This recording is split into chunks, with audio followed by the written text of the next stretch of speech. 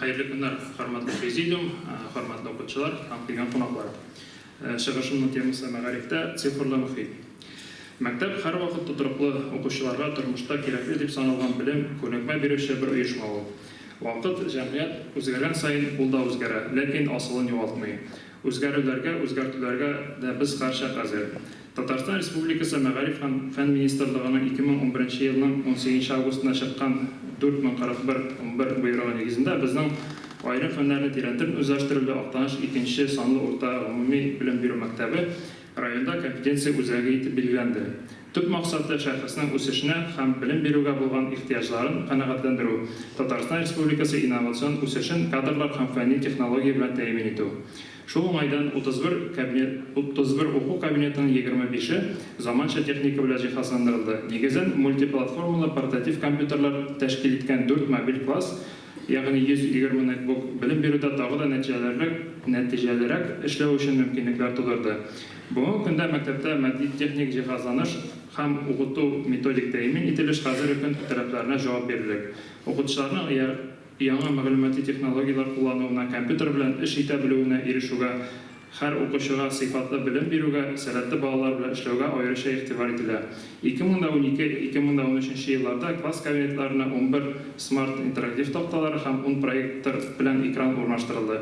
Китапханәдә укучыларга шөгыльләнергә барлык уңайлыклары булган өстәл урындыклары белән 4 монолог кайтты. Укытучылар коллективы яңа шартларында информацион коммуникатив технологияларны киң куллану аша дәресләрнең сыйфатын, нәтиҗәлелеген күтәрү үстендә эшлиләр. Сер түгел, мәктәбебез һәрбер туган яңалыкка беренчеләрдән булып курыкмыйча алына һәм уңай нәтиҗәләргә ирешә. Мәктәп компетенция үзәге буларак педагогик коллектив алдына яңа бурычлар куелды. Остаз укытучыларыбыз район укытучыларын өйрәтү өчен тьюторлык курсларында шөгыльләнделәр. 43 укытучыбыз дистанцион курсларда белем алды. Мәктәп базасында район укытучылары өчен дә, җитәкчеләр өчен дә даими рәвештә семинарлар уздырылды. Тәҗрибә уртаклашу шулай ук интернет-педсоветларда, форум-конференцияларда, педагогик сообществоларда һәм белем бирү порталында башкарылды. 2012 елның 27-28 март көннәрендә Мәскәү шәһәрендә уздырылган InfoSpace инновацион технологиялар форумында мәктәп эшчәнлеге яктыртылды. Инде мәктәбебезнең тулаем алганда эшчәнлеген туплаган материаллар Вся Россия дип исемләнгән китапта яктыртылды. Шушы елның 27 апрелендә Мария Республикасының Волжа шәһәрендә регионара директорлар семинарында мәктәбебезнең төрле вузлар белән элемтә урнаштыруы һәм эшчәнлеге турында тәҗрибә уртаклаштык. Шулай ук 49 укучыбыз телешкола проектында 8 юнәлеш буенча белем алдылар. Мәктәптә компетенция үзәге буларак шулай ук 2011-12 уку елында Мәгариф һәм фән министрлыгы приказы белән 10 бармак белән клавиатурада язу түгәрәге оештырылды. Солана клавиатура программасын кулланып 8 һәм 10 класс укучылары әлеге проектта катнашты. Здоровье моей школы ведомстволары үзәкләштерелгән фәнни-гамәли проекцияларында Татарстан Республикасы Мәгариф һәм фән министрлыгының 1112 номерлы приказы нигезендә мәктәп экологик мониторинг проектында катнашучылар исемлегенә кертелде.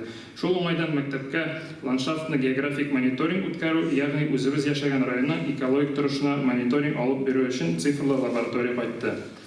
Проектта катнашкан мәктәпләргә химия, физика, биология кабинетлары өчен практик эш комплектлары һәм интерактив өстәл кайтты.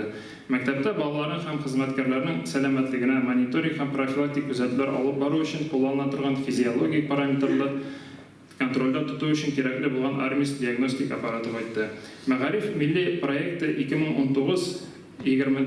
2024 елларга исәпләнгән. Проектның тормышка ашачак нәтиҗәсе булып белем бирүдә глобаль конкурентлыкны тәэмин итү, шулай ук Россия Федерациясының сыйфатлы белем бирүдә әйдәп баручы 10 ил исемлегенә кертү планлаштыра. Мәгариф милли проектына 7 федераль проектны үз эченә алды. Заманча мәктәп, һәр баланың уңышы, цифрлы белем бирү мөхите, яшь профессионаллар, киләчәк укытучысы, социаль активлык балалары булган гаиләләргә ярдәм итү. Алар арасында иң мөһиме цифрлы белем бирү мөхите. Цифрлы белем бирү мөхите федераль проекттан гамәлгә ашыру кысаларында 2019 елның июль аенда Россия президенты Владимир Путин ил хөкүмәтенә яңа йөкләмә бирде. Белем бирү процессында эш дәфтәрләре санын киметү, шул исәптән белем бирү программасына заманча цифрлы технологияларны кертүне карарга кирәк диде. Әлеге проекцияларында мәктәпкә кабинетлар заманча техника белән җиһазландырылды. Цифрлы лабораториялар, диск, мультимедиа комплексы, интерактив панель балаларга белем бирүдә зур мөмкинлекләр тудырачак. Яңа 2020-2021 уку елында заманча мәктәп гуманитар һәм цифрлы профильләр мәгариф үзәге формасында үсеш ноктасы региональ проекты мәктәбебездә гамәлгә кертеләчәк. Үсеш ноктасы үзәге мәгариф учреждениесенең структур бүлекчәсе буларак төзелә һәм урыннар булдыруга шул исәптән авыл җирлегендә урнашкан мәгариф учреждениеларында цифрлы, табигый фәнни, техник һәм гуманитар профильләрнең төп һәм өстәмә гомуми белем бирү программаларын гамәлгә ашыру максатында матди техник базаны яңартуга, укучыларның заманча компетенцияларын һәм күнекмәләрен формалаштыруга юнәлтелә.